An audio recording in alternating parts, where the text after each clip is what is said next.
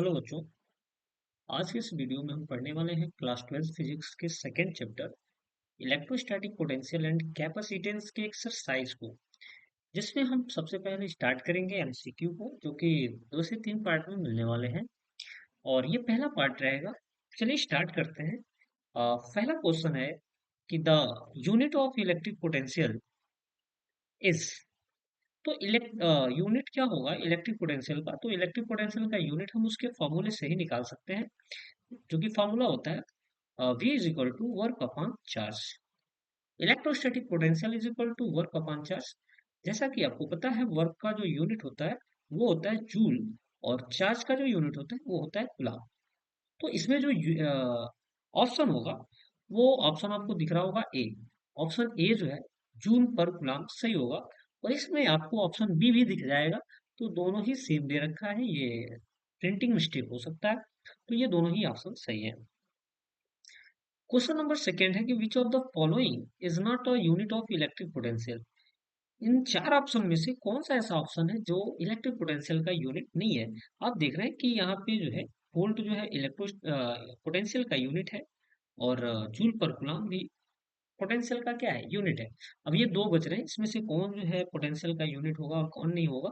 तो इसके लिए एक रिलेशन आपको याद करना पड़ेगा। रिलेशन होता है electric potential V is equal to electric field into distance r। अब यहाँ से आप देखो तो इलेक्ट्रिक फील्ड का जो यूनिट होता है वो होता है न्यूटन पर कूलम, और डिस्टेंस r का जो यूनिट होता है वो होता है मीटर।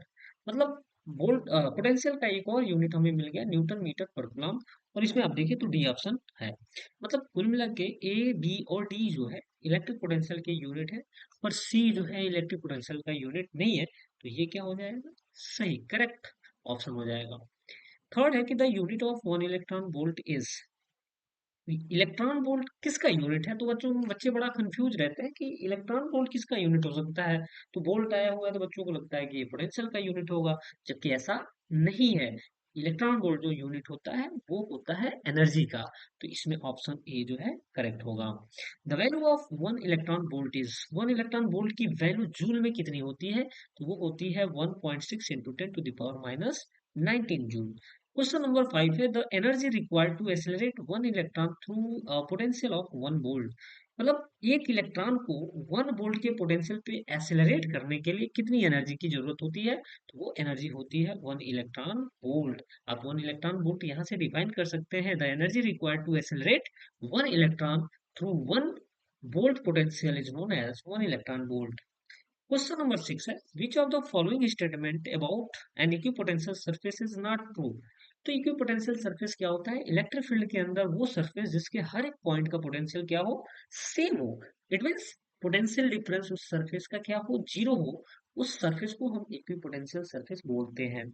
इक्विपोटेंशियल सरफेस पे चार्ज को मूव कराने में कोई वर्क नहीं करना पड़ता है, मतलब इक्विपोटेंशियल सरफेस पे वर्क डन चार्ज को मूव कराने में जीरो होता है। इलेक्ट्रिक फील्ड लाइंस जो है इक्विपोटेंशियल सरफेस के हमेशा परपेंडिकुलर होती हैं। तो ये कुछ प्रॉपर्टीज हैं।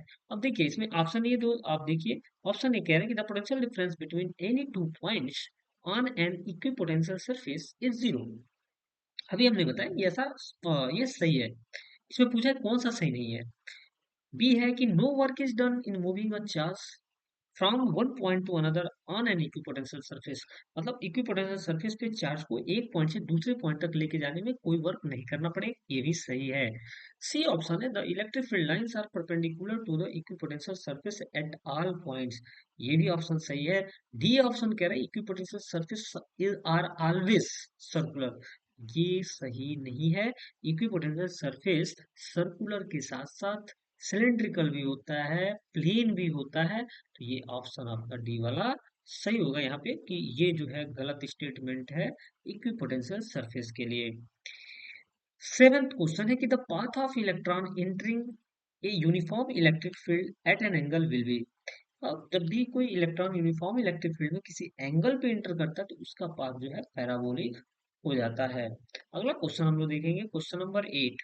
क्वेश्चन नंबर 8 बोल रहा है कि इन द एडजेसेंट फिगर या diagram two equipotential surfaces at a distance r apart are shown. A charge minus q is moved from point A to point B what will be the net work done. देखो ये कह रहा है कि ये दोनों ही surface equi potential है, मतलब इसका पोटेंशियल भी तो इसका भी पोटेंशियल क्या होगा भी। कह रहा है कि एक नेगेटिव चार्ज को ए से बी तक लेके जा रहा है, तो अभी हमने बताया कि इक्वी पोटेंशियल सरफेस पे चार्ज को मूव कराने में वर्क क्या होता है, जीरो होता है। तो आप इसमें ऑप्शन कौन सा लगाएंगे, डी। डी ऑप्शन आप देख पा रहे हैं कि डी ऑप्शन क्या है, जीरो। आते हैं अगले क्वेश्चन पे।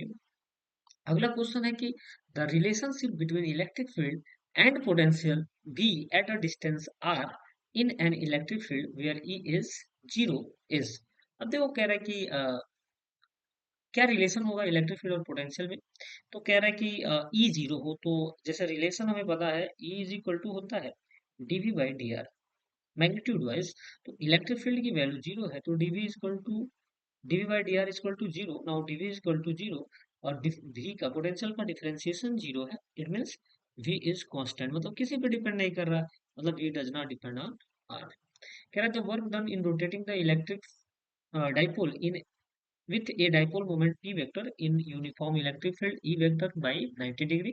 तो कितना वर्क करना पड़ रहा है एक डाइपोल को 0 डिग्री से 90 डिग्री तक लेके जाने में। तो वर्क का फॉर्मूला होता है P E cos theta one minus cos theta two.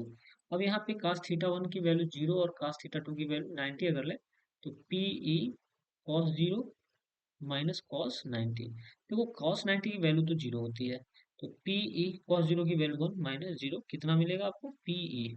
Option number C इसमें करेक्ट होगा।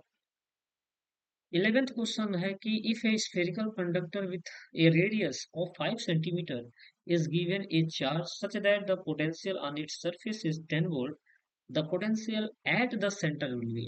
अब एक सरफेस कंडक्टर है, स्फेरिकल कंडक्टर, इसके सरफेस पे 10 वोल्ट का पोटेंशियल है, तो इसके सेंटर पे कितना होगा, सेंटर पे भी 10 वोल्ट का ही होगा, क्योंकि एक स्फेरिकल कंडक्टर में पोटेंशियल जो है पूरा कांस्टेंट होता है, पूरे स्फीयर में कांस्टेंट होता है। तो ऊपर अगर 10 वोल्ट है तो नीचे भी क्या होगा, 10 वोल्ट। ऑप्शन बी करेक्ट होगा। इसके बाद से question number 12, the relationship between electric field E and potential V in the electric field at a distance R from the centre due to a dipole is. First option है E is equal to V upon R। Question number 13 है कि the force due to electric field on a point charge is proportional to F, directly proportional to 1 by R square. Okay, next question. When two electrons are brought towards each other, the electric potential energy of the system formed by them। दो electron जब एक दूसरे के नजदीक आते हैं, close आते हैं, तो दोनों चूंकि निगेटिव चार्ज होते हैं तो एक दूसरे को रिपेल करते हैं, तो इस वजह से इनका पोटेंशियल, सिस्टम का पोटेंशियल एनर्जी जो होता है वो इंक्रीज करता है। अब क्वेश्चन नंबर 15 है कि bringing an electron and proton closer to each other will result in. अगर एक प्रोटॉन और एक इलेक्ट्रॉन को एक पास लेके आएंगे तो वो दोनों एक दूसरे को अट्रैक्ट करेंगे, जिसके वजह से जो सिस्टम बनेगा उसकी पोटेंशियल एनर्जी डिक्रीज करती है। क्वेश्चन नंबर 17 है कि 16 है कि the work done in moving two charge of 8 microcoulomb and 12 microcoulomb that are 10 centimetre apart closer by 4 centimetre will be. जैसे कि यहाँ पे एक चार्ज है 8 माइक्रोकूलम और एक चार्ज है 12 माइक्रोकूलम, ये 10 सेंटीमीटर पे है। अगर हम इसको 4 सेंटीमीटर क्लोज कर दें 4 सेंटीमीटर, तो ये कितना आ जाएगा, 6 सेंटीमीटर। मतलब अब चार्ज यहाँ आ गया, तो यहाँ पे R1 की जो वैल्यू है वो 10 सेंटीमीटर, R2 की जो वैल्यू है वो आप 6 सेंटीमीटर लेंगे। और यहाँ पे जो फॉर्मूला होता है वर्क का या पोटेंशियल एनर्जी का, वो होता है के Q1 Q2 1/R1 minus 1/R2। यहाँ पे आप रख के जब इसको सॉल्व करेंगे, क्योंकि R1 और R2 को मीटर में जरूर बदल लीजिएगा, तो ऑप्शन आपको डी करेक्ट मिलेगा। The electric field between two points that are 2 metre apart with a potential difference of 0 volts. कह रहा है वो इलेक्ट्रिक फील्ड बताइए जिसमें दो पॉइंट हैं जिनके बीच जो कितने डिस्टेंस पे 2 मीटर और उनके बीच का पोटेंशियल डिफरेंस 0.1 वोल्ट है। तो E इज इक्वल टू होता है V बाई आर, और V की वैल्यू 0.1 बाई 2, तो 10 से मल्टीप्लाई करेंगे तो 1/20 वोल्ट मीटर आएगा। तो यहाँ 1/20 वोल्ट मीटर ऑप्शन बी जो है करेक्ट होगा। आई होप कि ये आपको एमसीक्यू समझ में आया होगा। मिलते हैं नेक्स्ट पार्ट में। Thank you.